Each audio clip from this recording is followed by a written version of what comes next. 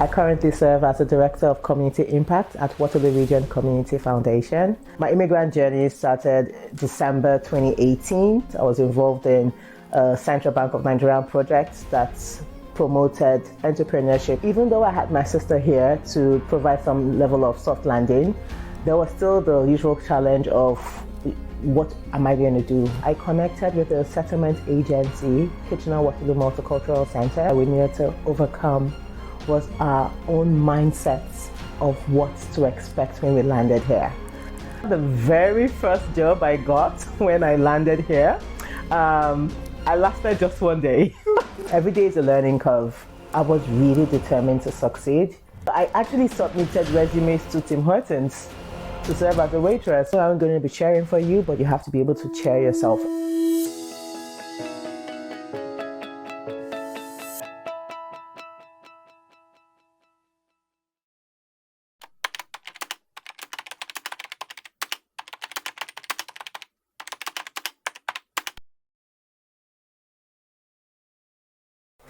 I currently serve as the Director of Community Impact at Waterloo Region Community Foundation. I am directly responsible for the entire granting circle, including volunteer management, convening conversations to learn from community and to understand the challenges that the non-profit sector or the community service organizations face and how we can partner with them to support and serve the needs of our community. Thank you for having me on your show and having me share my story, which isn't just my story, but the story of those who are walking this path and are still going to walk, others who are going to walk this path. My immigrant journey started December 2018, so I realistically call it 2019. I moved to Canada from Nigeria as a professional through the federal immigrant class, and back home, I was a management consultant. I was involved in a Central Bank of Nigeria project that promoted entrepreneurship across the South and Northwest region of Nigeria. I had over 10 years experience, and that was part of the qualifications that made it possible for me to be eligible through the federal express entry class to come to Canada as a skilled worker. I immigrated with my son, and was fortunate to have family here, which made landing soft. We were able to, that first struggle of finding a place to live, having a network wasn't such of an issue for me because my sister was here with her family and was able to introduce me to her network for me to build from. When I came, even though I had my sister here to provide some level of soft landing, there was still the usual challenge of what am I going to do? Where does my experience from Nigeria fit into this new Canadian culture and this new environment where I was going to be calling home? And so after talking with a couple of people, one of the things that I say really helped me on my journey to where I currently am is the fact that I connected with the settlement agency, Kitchener-Waterloo Multicultural Center, and the professional there was able to give me really good guidance based on my unique experience and my unique passion to set me on the path where I find myself today. So I went back to school. I did a postgraduate certificate at Conestoga College in Human Resource Management because I was coming from a place, I was a management consultant in Nigeria, but I had more experience in facilitation, which here is learning and development within the human resource field. And so she counseled me about the benefits of going back to school to study and come out with that degree, which would give me an added advantage in the field. So I went to school for a year. I got my human resource license, and I got my first job as a training specialist with a financial institution. Quickly pivoted to become a human resource business partner, and then I landed the current role in which I currently work as.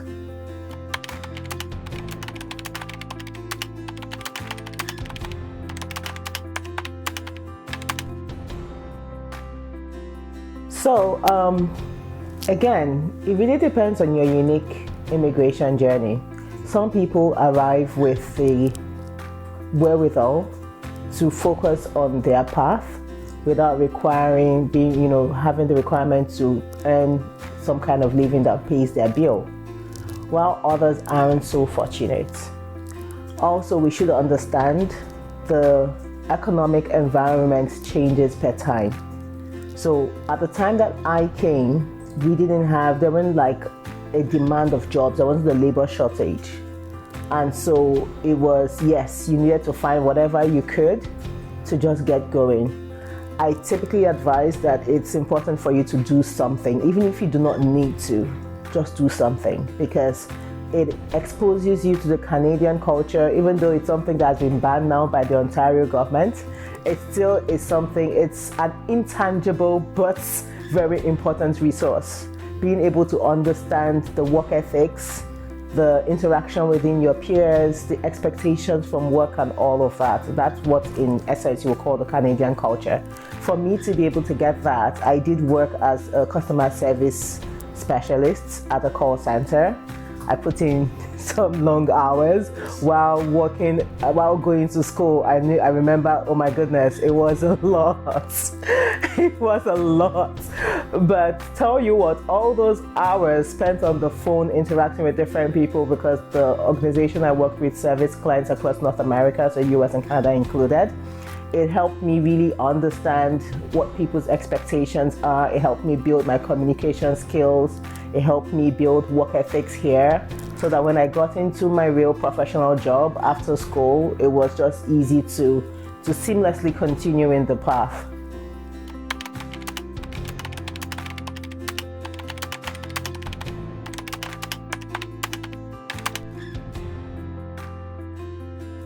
As an immigrant, the first thing that I say was the challenge that we needed to overcome was our own mindsets of what to expect when we landed here. A lot of us from back home, we already are in a comfortable space, and having to give that all up to come and start all over again in a place where people do not know you, do not know your capabilities, do not know your past successes. It's like you have to prove it all over again. And sometimes you can have a chip on your shoulder, like, don't you know who I am? Well, guess what? Nobody cares. So there was that first mindset of, having to overcome and prove to yourself even and others around you again that yes, you are all that and that your place is here. I remember the very first job I got when I landed here. I lasted just one day. It was a door-to-door salesperson for a communications organization, selling phone plans and stuff like that. And we had gone through the training. They talked about how great the organization was, and I was like, okay, this is interesting. Then I realized we were going to be door-to-door sales on the day that we were to go out to actually start. It was a cold winter day. My first time in Canada was, in winter. Yeah. So there was black ice. A couple of times I tripped and fell on my ass. And I remember there was one occasion where we knocked on the door and the person opened the door, but his dog came bounding out to, greet us, and the dog was massive. So, I tripped over myself trying to get away from the dog. It was a miserable experience. I got back that day. And the next day, I just couldn't. I was in tears throughout. I called and said I couldn't continue. And then you start regretting and asking yourself, was it worth it giving up everything to move here? But that mindset of saying, I'm here to succeed and it's going to happen, and forging ahead regardless of what present situation is presenting, was one of the challenges that I really needed to overcome, and I'm glad I did. Every day is a learning curve. Every day comes with its own challenges, but that experience strengthened me to know that it's first of all in your mind. If you believe that you can do it in your mind, then the rest is just taking the steps to make that happen.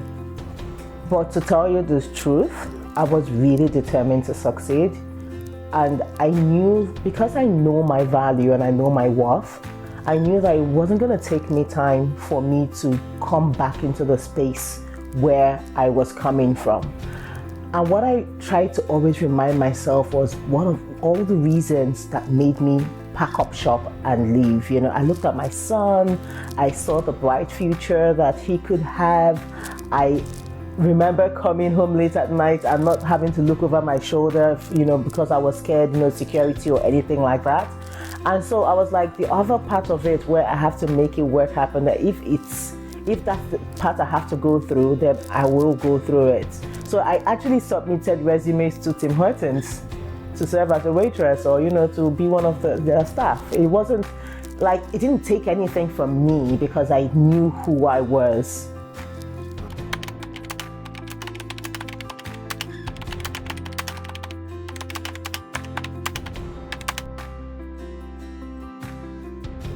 I don't know why that doesn't happen, because they say, you know, and I believe that's part of the thing, you know, the whole promise of getting your PR through the Federal Express Entry Skilled class is that you're transitioning to almost the same, if not higher level. And so I guess that's the deception with that process that sets you up to think, oh, I'm moving as a manager and I'm coming to start as a manager, without recognizing that that's not the case. That when you come here, there's not some government official waiting for you with a job to hand it to you and, you know, give you with a driver and all of that. Obviously, you still have to walk out your own way, right? So I think that's the deception that really trips people up, because they imagine that once you land as a PR through the Federal Express entry class, it's smooth sailing. You know, and I know that other people come in maybe through the student pathway or the other pathways. I can only speak from my own experience, but that mindset I know trips a lot of people, so that when they come that way, it's difficult for them to say, okay, I'm in a new climb. What else can I do? What are my transferable skills? Versus, this is my job title. You know, at that point, you're not looking at you're the manager, a bank branch manager or something. It is, what are the transferable skills that you can do? Another shock is the currency, the value of a currency. So the naira to the Canadian dollar is vastly, you know, wide. The difference is wide. And so when you come in here and you recognize that your millions or billions in Nigeria is just the hundreds of thousands here, and which is not sufficient for you to earn a life commiserable to what you were earning or doing back in Nigeria, you now have to like tell yourself, who am I? So it's like recalibrating your identity.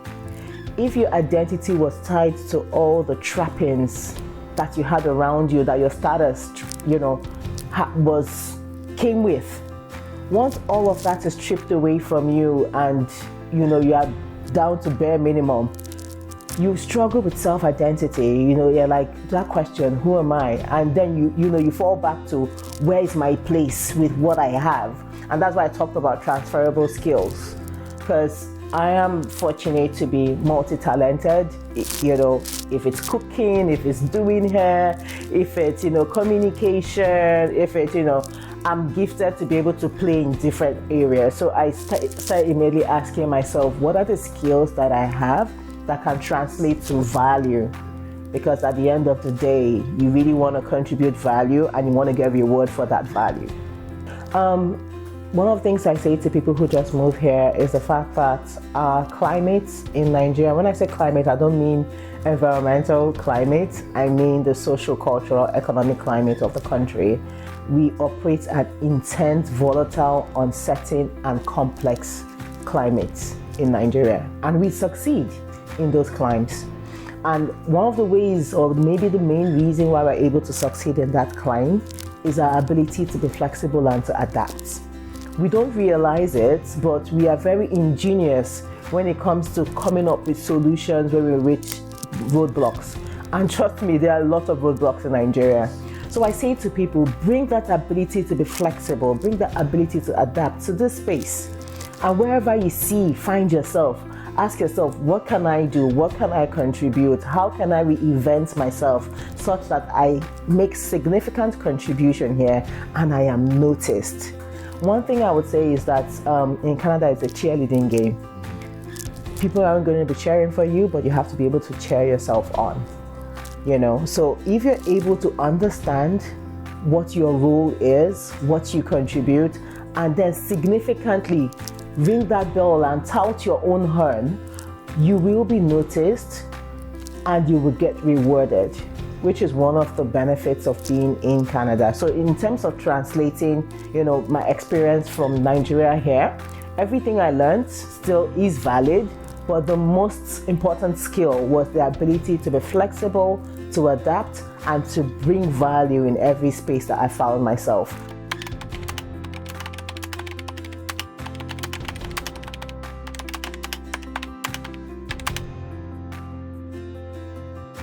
That's a very, very important question, and I'm glad you asked it, because this is one thing that we talk about within my sphere of friends. The fact that we don't, as Nigerians, culturally recognize the place of mental wellness. And moving from Nigeria over here requires a high level of mental fortitude, emotional fortitude, which could be quickly eroded by the challenges of settling in here. And so yes, when you were I told you I was actually submitted my resume to Tim Hortons, and if I had gotten the job, I would have taken it, because at that point in time, I would have been grateful to be out of the cold and being in a facility within a building where all I had to do was sell coffee, and so finding the joy in little moments is really important.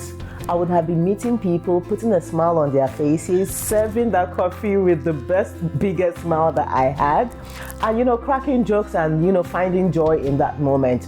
Again, recognizing that isn't me. If you came to my house, I would serve you a cup of tea, I would serve you coffee, I would serve you a meal. Does that make me less of a person? So because I do it to earn a living, at the end of the day, when I pay my bills, my landlord isn't going to ask, where did you get your dollars from? The phone company is not going to ask, did you make this money as a professional or as a, what matters is that I am making an honest living and I am in a space that is happy. Of course, you will miss the days of, being a leader of a team and having people report to you. But again, remember that one of the first things I said I had to do was recognize who I was. So I had to first answer my self-identity questions. Who am I? What are my transferable skills? Where do I bring value? And have that sense of self in and outside the trappings that surrounded the title that I had back in Nigeria. Being underemployed is also not a situation of your lacking. Like, it wasn't because I was lacking anything that I was underemployed at any particular point in time for the times that I was. But one thing I also did is I also opened my business. So I actually don't believe that anybody can pay you enough. So yes, I kept myself busy and I looked for other ways to earn revenue within the hours that I had over and above what I was working in. So I started my cooking business. I started a small consultancy firm, teaching public speaking, communication skills, and interviewing. Actually, the consultancy firm, I started doing it in Nigeria before I came here, because I imagined that was what I was going to use, for the interim before I actually found a job. So it really came in handy that I had built that platform, built a following, and I could get clients to keep me busy in the times when I was underemployed.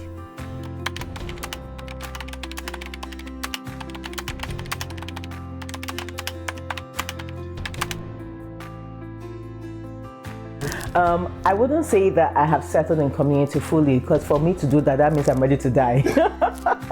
And that's not the case. I still have yes. Right. No, there's always a lot to do. There's always a lot we can achieve. But in terms of setting up a network, a system, of a support system, I would say that to a good extent, I have been able to manage to build one. One of the things that I did, and I'm really grateful for, is my Nigerian family. I am a strong part of the Nigerians in the region of Waterloo, here in the Waterloo region. Having other people who sound like you, have your context, understand your jokes, party like you do, has been so good for the soul. You can speak to someone who understands your pains, and then there's also people, Nigerians, who have walked this path, so they can give you advice and give you counsel that would help the journey. And then, just having your brethren around you is so important, to do this journey with. I mean, there are times my son goes to the park and someone would call me and say, "Where's your son?" And I'm like, "He's at the park, I know."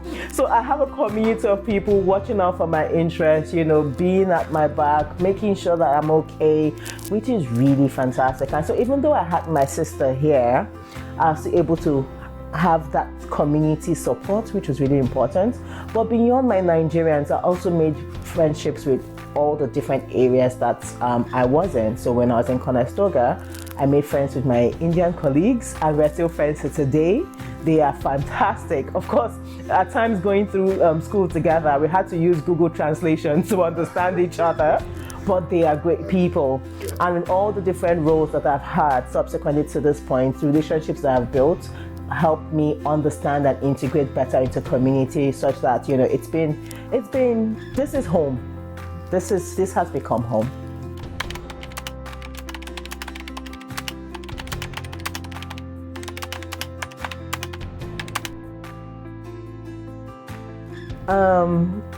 It's funny that what I think I miss most is the thing that made me almost want to, one of the things that made me want to leave Nigeria.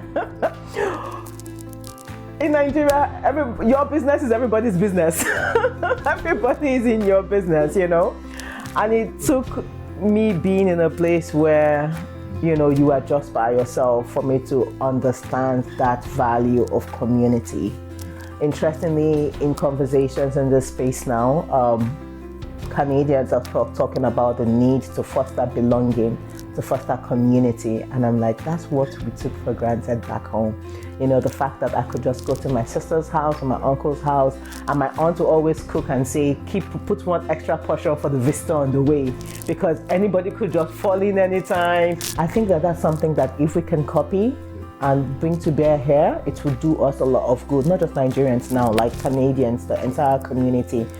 That being said, I miss the food, the flavors, the flavors. Ain't no party like a Nigerian party. Like, the joie de vivre, the way we live life. We live life so fully, we live life so proud, we live life so, every minute is like we grab life and we're here to do it. So that's enthusiasm. Yeah, I miss that about Nigeria. I'm a bit boring. I like a good book and a cup of tea.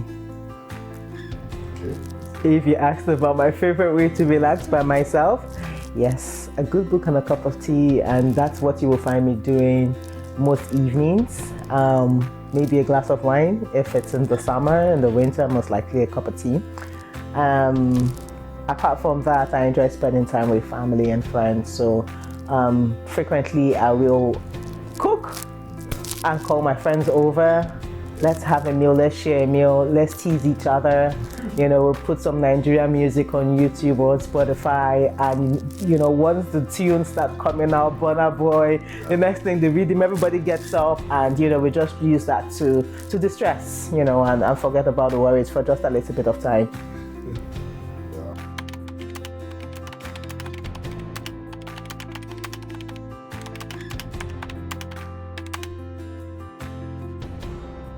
If I could turn back the hands of time, the advice I believe I would give to myself is that Google should become my best friend.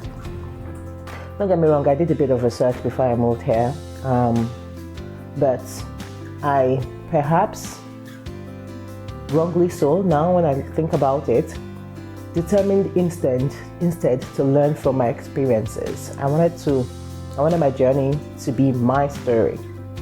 And I listened to counsel from people and all of that, but I learned along the way from what I experienced.